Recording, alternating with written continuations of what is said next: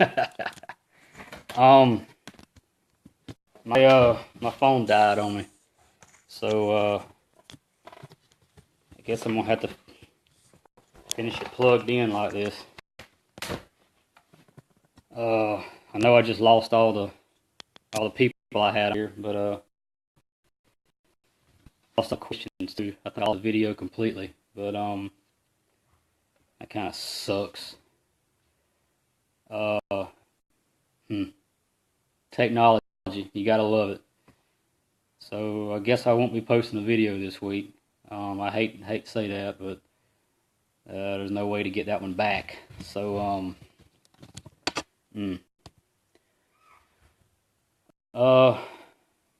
guess we can just kind of start over and kind of go through a few things. Yeah, hi again. My cell phone is dead. I've been having problems with it all week. I got a weak signal here, so it run a lot of battery space out of it, but it just cut off. Don't know what to tell you. Sorry. And my Wi-Fi is yeah, I hope it's still there. I went through a lot of stuff. I hope it's still there. If not, I may do it again Monday night. I don't know, Tuesday night, something like that. But like I say, sorry about that. My phone's been acting up. My Wi-Fi's out. Had somebody drive at my house, try to assault me for no reason. But been a rough afternoon, rough evening. But maybe we can get some folks back on here to talk about something for a little while if y'all want to. I hope that other video posted, but having to sit over in a corner and hold my phone now, so I can't use my hands. But anyway, crap, man, I hate that. Like an hour and a half of darn video gone. I guess, yeah, there was lots of information on there. There ain't much on this one because I'm having to start over. But I knew that was gonna happen. I knew I'm gonna get halfway through it or an hour in, and the darn phone's gonna cut off. But hope it again. But I forget what I was even talking about at the time. Complete brain fart. But guess we can go back to talking about flywheels again. I guess that was the original question for tonight. Somebody asked about lawnmower flywheels. I don't know if I showed this one or not. Kind of want some folks to get back up here again to start talking about flywheels. But this right here is the biggest one we make. This is for a Briggs boxer engine, which is a opposed type cylinder engine. Yeah, this is the big boy here. For a lawnmower ring gear, it's 6624. Not nothing that most of y'all's gonna need, but I just thought it was neat. Big flywheel. This is one of the flywheels that I set in the middle of the table when I go to the shows. It gets a lot of attention because of its massive size. It is huge. But just thought it was neat to bring to show. Oh, we're getting a few people back up here now. Guess y'all can throw some questions my way, and I hope that other video isn't gone, because there's a lot of information on there, and I hate not to post one this week. But like I say, if I can't find it, if it didn't post or whatever, I may come back on. I might do it again tomorrow night, because I like to post a video on the weeks that I say I am. But we'll do it tomorrow night, or we may do it Monday night. I don't know. Might just skip a week. I hate to do that. It says somebody just shared my video, so I guess it's still up there. I guess whoever said it was there was right. Good. Okay, that's good. Alright, well, since that one's up, I just kind of now it's saying my connection is weak. This video is weak. Tonight is weak. I hate weak things, but guess y'all just throw some questions at me or whatever, and kind of start back over again. Hope I don't lose connection or lose power, but if it does, I'm probably going to be done for the night. But I'll go back on the video that was posted up and try to answer some of the questions that was on there that I didn't get to. And it come to think of it, I think what happened was me not remembering that guy in Timminsville's name. I think it was Kel Yarborough, that's who it was. I wouldn't say his name right, so he come on here and cut my connection. Well, Chris, I've thought about, long and hard, thought about it, about making DVDs, on building stuff, building engines and stuff. But the problem with that is, it's one thing for me to talk about the kind of stuff I do or how I build and stuff like that. But the things I do is some of the stuff that other builders do also. And it's kind of giving away their secrets too. And I want to help the I wouldn't say the little guys, the local guys, as much as I can. But I don't want to hurt other businesses by doing it. And if I give away some stuff that they're doing, it kind of hurts their business in the long run. And I really don't want to do that, because everybody is in a business to trying to make me a little stand and put my phone on here. Everybody's in a business to make money, and I don't want to interfere with that. I'm not saying that I would much, but I probably wouldn't at all, but I just feel like I would. And even though I want to help the local racers, I still need to want to be there for help the builders and stuff. Don't fall. I just got it sitting up on some empty flywheel boxes, so it's very tedious. But I have thought about making DVDs, which is, why I do this. I can get on here and, maybe not tell you on these videos the kind of stuff that we do or they do or whatever, but, basically make my presence known as, I want to help these people and stuff, and that way you can call me on the phone and we can talk about pretty much whatever you want. And need some more lighting here or something. I'm sitting up here in the corner. I need my dunce cap on. I'm sitting in the corner. But phone call away, email away. I'll tell you pretty much anything you want to know. I just don't like doing it on these because it does affect other people's business. And we are, as I've said before in some other videos, building engines is not what we do. That is not our main business. Our business is building parts for builders and DIY engine builders. We build the parts for other people to build their engines with. That's what we do.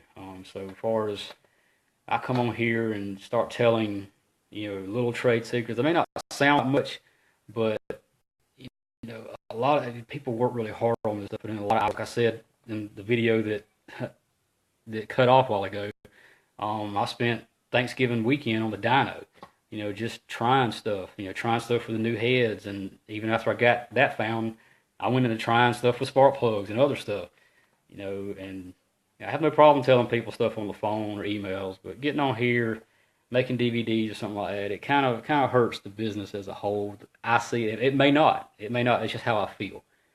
I don't want to do something that's going to, hurt somebody's business.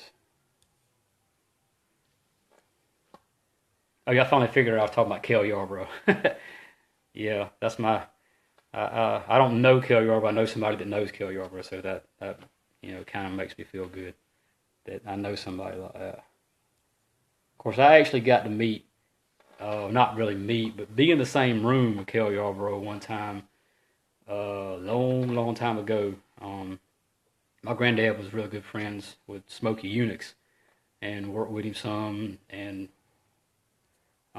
we'd go to Daytona, and I forget why we was even there. I was 8, 9 years old. I knew racing, I knew, who people was, this, that, and the other, but it didn't really hit me who was standing over there in the room at the time, but it was Kale and Waltrip and Ricky Rudd.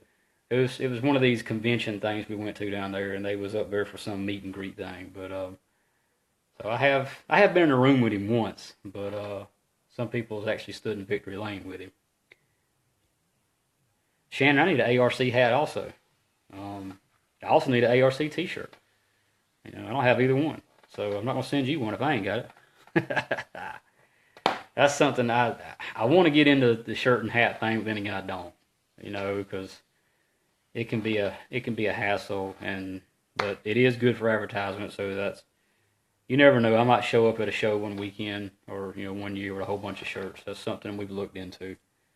Not confirming or denying we're going to do it, but I will say we've looked into it. Yeah, Jeffrey, believe it or not, I am old school. I grew up in this. I mean, from the day I took a breath to right now, this has been my life. Has been some type of racing. Whether it's been karts, cars. My granddad. My granddad actually at one time owned Smokey's '67 Chevelle, the black and gold one. He owned the car. It's in a museum now, but Smokey had to come to our shop and get it because my granddad actually turned it into a dirt car. He They didn't run it much. They hung a new body on it and painted it up their colors, which where I got the number that I run, the number 106. That's the number that was on that car at the time. But that car set. My granddad used to own a parts place in Moultrie, Georgia called the House of Parts, and a car was there. At one time, Smokey's Indy car was in there also. I got a picture somewhere of me when I was probably the age of my son sitting in that thing. It had his hands as the front bumper. But that car sat in the back on jack stands for years, and the place caught on fire one night. And luckily the Indy car wasn't in there, but when the firemen and all got there, they come in through the back door, and the front of the building was on fire. And seeing a race car sit there, they just pushed the car actually off the jack stands and pushed it outside, and that's the only thing that survived in the building was that car. And it sat back there. They covered it up with a tarp, and it sat back there in the bushes for a little while. While he was cleaning the building up and all, and I guess he got in touch with Smokey, and Smokey come got it and rebuilt the car, and it's now in a museum. I still probably shouldn't say this on a live Facebook thing in case somebody's watching, but I still have the original headlight covers to that car, and I believe they're in my Uncle Lenny's shop. He builds dirt late models, and I believe they're over there, the original covers that was in the front of the car. But it's kind of cool having a history like that. Growing up around them people. I wish at the time I understood who I was around. Being around Smokey. I wasn't around him. I was way young. It wasn't like I could understand what he was talking about. I was, 6, 7, 8, 9 years old. The times I was around him, but I wish I could have been around him more to listen. Because I didn't really know who that guy was. That he was, the innovator of reading between the lines. But yeah, that's kind of cool. My background there. I wish I could find that picture of me in his Indy car, and that'd be cool to hang up at the shop.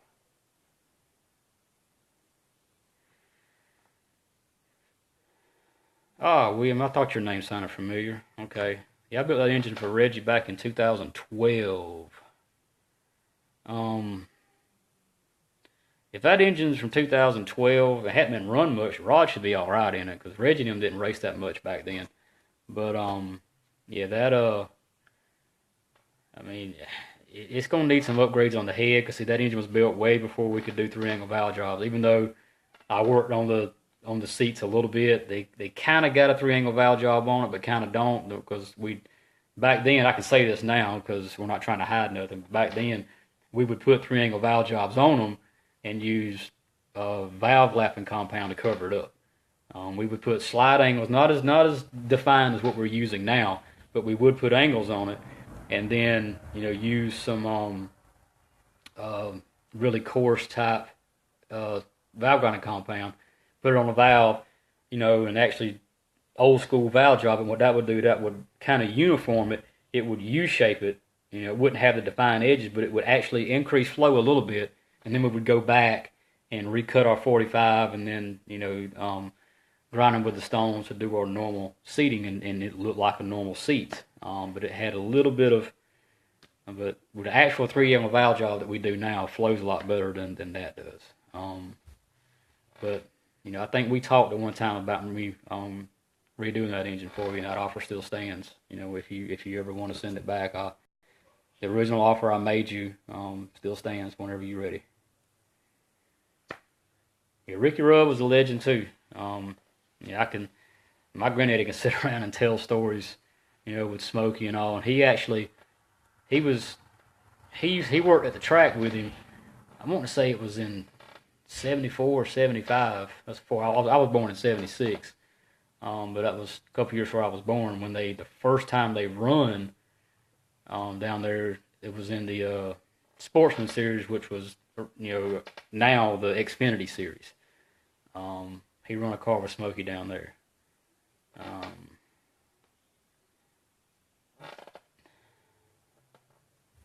But yeah, I got stories. My granddad's got a lot more. And we used to go to Daytona every year for speed weeks and run the dirt track, and at Barberville, Volusia County, and all. And we ain't been down there in years. Thomas, actually, to originally cut the seat, I use a standard New Way seat cutter to get my actual original angles. But when I cut my 45, I'll do my 3 angles and get them where I want them, like I want them.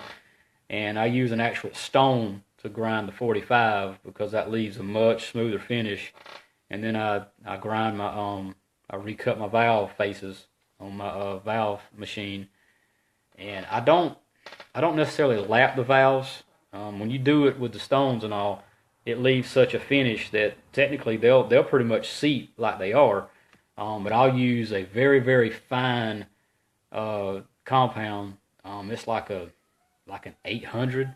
I'll put like 3 little specks on it. I'll sit it down and I'll spin it back and forth 2 or 3 times, and that's it. All I'm wanting to do is look at the contact patch on it. Sometimes I just set it down and just turn it with a just seeing, making sure I got the width of the contact that I'm looking for, because on these valves you don't want a really wide contact patch on it. Yeah, that'll seal, but it hurts flow, and also the narrower contact patch you got on your valve and your seat, the more spring pressure it puts on the valve.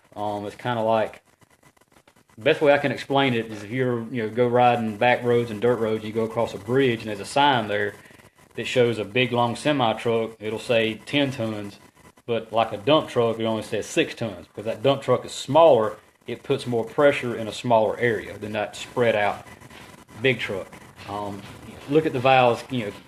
Not a good analogy, but that's just all I can think of off the top of my head. But you want a small contact patch on it, because that small patch is not only going to help hold that valve, that lightweight spring you run is going to put more pressure in that small point, but also that small area is going to be less prone to have something hang under it, like a piece of gasket material, like your head gasket has this blackening type material that gets hot and kind of sticks to the head a little bit, but right around inside the piston, that kind of burns off. And it can burn off, and I've actually seen that stuff stick to the intake valve because of it bouncing around in there.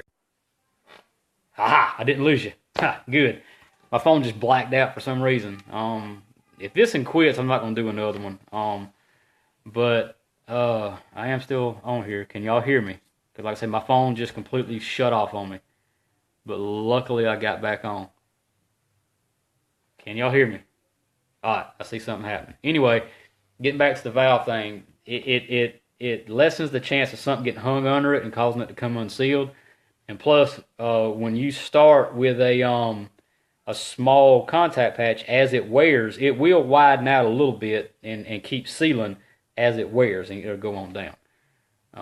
But yeah, I use standard New Way seat cutters to start it, and on my 60s and 30s, I leave that same finish. The only thing I grind is the 45, because that's where the actual valve is going to make contact.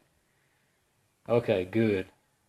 This phone, I need to get a new phone. This phone's been today, for some reason, like 10 or 12 times, it just restarted on its own. I don't know if I got a virus on it or what, but I'm lucky that I've gone as long as I have with it. Anyway, let me go back and see if there's anything I missed.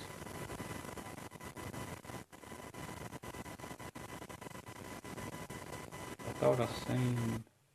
Okay, that's what I saw.